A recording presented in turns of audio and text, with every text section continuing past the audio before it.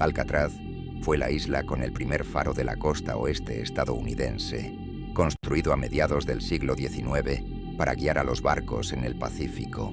Fue un fuerte con fines defensivos y un centenar de cañones listos para proteger a California de cualquier ataque marítimo. Fue también una reserva natural de pelícanos, de los que heredó el nombre. Pero la fama de Alcatraz se cimentó en los años en que este peñasco, frente a la bahía de San Francisco, en el norte de California, albergó una prisión federal de alta seguridad y fue hogar forzado de algunos de los gángsters más temidos de Estados Unidos. Entre 1934 y 1963, La Roca, como se la llamó, fue el centro de reclusión modelo al que se trasladaba a criminales considerados demasiado peligrosos para otras cárceles del continente, con el fin de enseñarles a comportarse tras las rejas. Hace 50 años, tuvo lugar su fuga más famosa, en parte porque de los 3 reclusos nunca volvió a saberse, pero también porque, tras ella, el gobierno estadounidense ordenó el cierre de la prisión. Sin embargo, la leyenda construida alrededor de sus celdas continúa alimentándose de las narraciones orales y del cine de Hollywood. Ubicada en un islote árido y rocoso en el Pacífico Norte, la primera fortificación de Alcatraz fue construida alrededor de 1850 y usada como prisión militar. Las autoridades consideraban que su aislamiento era garantía suficiente para coartar cualquier intento de fuga.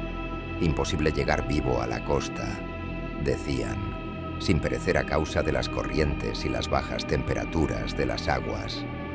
Asimismo, es conocida por sus reclusos famosos, los criminales estadounidenses más notorios, como Al Capone y George Kelly.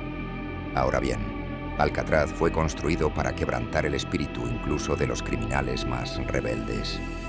Los reclusos que rompían alguna de las muchas reglas pagaban un precio muy alto, por lo que se dice que las celdas vacías de la prisión de Alcatraz están embrujadas por los fantasmas inquietos de los prisioneros que allí se alojaron. Fantasmas de prisioneros que habían sufrido duras disciplinas, tan severas que incluso los espíritus de los criminales más notorios se quebraban. Se habla de la celda 14D, la cual es una de las celdas a las que eran enviados los prisioneros como castigo.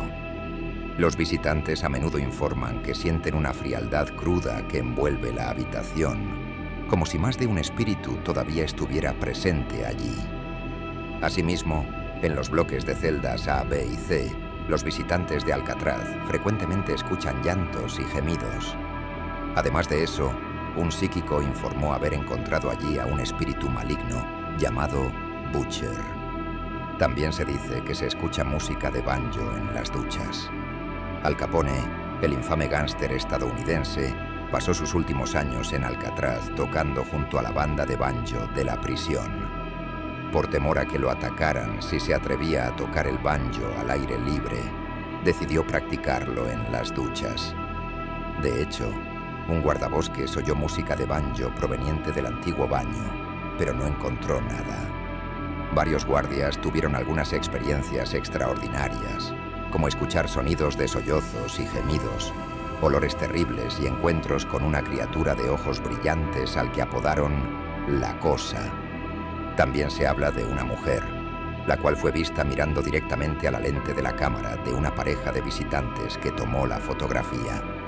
Lo raro es que en Alcatraz nunca hubo mujeres, así que quién sabe de dónde o de qué tragedia proviene esta mujer fantasma, a la cual terminaron apodando como la Mujer Fantasma de Alcatraz. Según se dice, el alcaide Johnston, quien no creía en fantasmas, la escuchó una vez sollozar mientras guiaba a varios invitados en un recorrido por la prisión. Los gritos, escuchados por el alcaide y los invitados, provenían, según se describió, del interior de la mazmorra. Al cesar los sollozos, un viento gélido sopló entre el grupo. Cuando la prisión aún estaba abierta, otros guardias contaron haber oído cañones y disparos fantasmales, acompañados de gritos tan reales que hicieron caer al suelo a los guardias experimentados creyendo que los prisioneros habían escapado y conseguido armas. Tras refugiarse, los guardias miraban con cautela a su alrededor para no ver nada. Estos incidentes jamás pudieron explicarse. Otra experiencia frecuente de los guardias era el olor a humo que a menudo salía de una lavandería desierta, como si algo estuviera en llamas.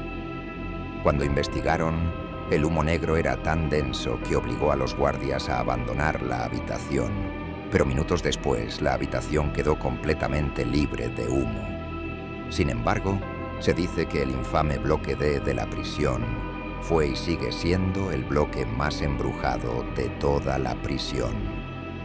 Aunque inicialmente se construyó igual que los demás bloques de celdas, la oficina de prisiones asignó fondos adicionales para un bloque D más seguro tras el intento de fuga de 1939, en el que murió Arthur Doc Barker.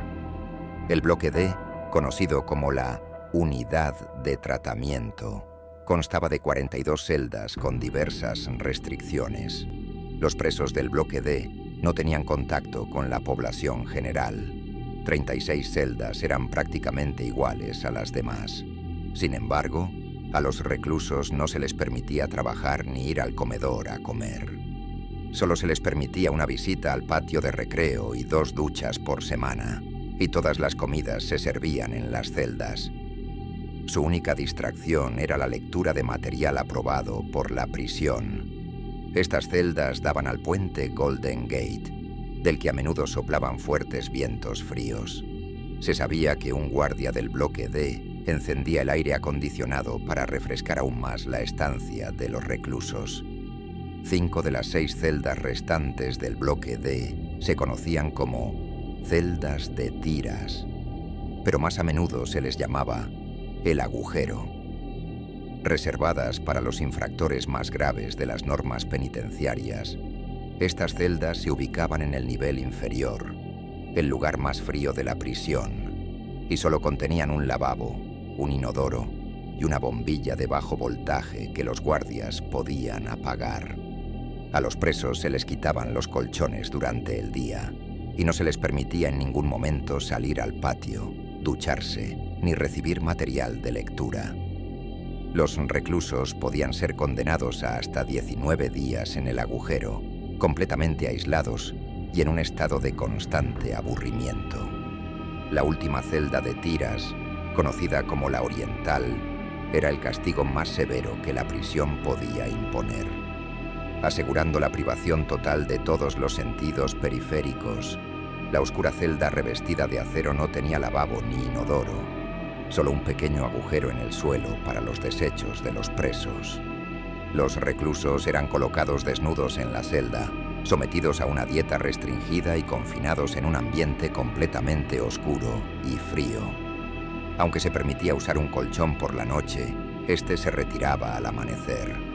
Los reclusos solían estar sujetos a este grado de castigo solo durante 1 o 2 días. Un exguardia que trabajó en la prisión en la década de 1940 informó que los guardias veían a menudo el fantasma de un hombre vestido con el uniforme de prisión de finales de 1800, caminando por el pasillo junto a las celdas de tiras. Y es que en una ocasión, cuando un recluso estaba encerrado en el agujero, inmediatamente comenzó a gritar que alguien con ojos brillantes estaba allí con él. Sin embargo, el mito del prisionero espectral del siglo XIX, que según se aparecía por allí, se había convertido en una broma tan común entre los guardias que los gritos del convicto de ser atacado fueron ignorados. Los gritos del recluso continuaron hasta bien entrada la noche, cuando de repente fueron reemplazados por un silencio total. Cuando los guardias inspeccionaron la celda a la mañana siguiente, el convicto fue encontrado sin vida con una expresión terrible en el rostro y huellas visibles de manos alrededor de la garganta. La autopsia reveló que el estrangulamiento no fue autoinfligido. En aquel entonces, muchos creían que el preso había sido estrangulado por un guardia, harto de sus gritos.